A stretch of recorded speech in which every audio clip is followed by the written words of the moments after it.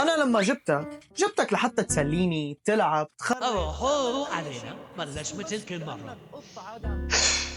يا اخي شو بدك مني انت؟ لك حل عني يا زلمه، انا حتى صوتك ما عم بسمعه. بس ليش هيك هو غير الكل؟ ثواني شوي، ليش في قطط بتنوي كل الوقت وقطط ما بتنوي إلا للضرورة؟ القطط بتفرق بالميواء حسب بيئتها وسلالتها. فمثلا القطط اللي متعودة تعيش مع البشر بتنوي أكثر لأنها بتعتبر الميواء هي وسيلة تواصل، بينما قطط الشارع بتعتمد على الإشارات، تغميس، تنقير، هز بديل. وطبعا ما ننسى إنه الجينات كمان إلها دور كبير بشكل خيالي، مثل السيامي اللي بينووا كتير بطبعهم، عكس الفارسي مثل أبو عبود اللي نادر بنسمع صوته. صح ولا لا لك أبو عبود؟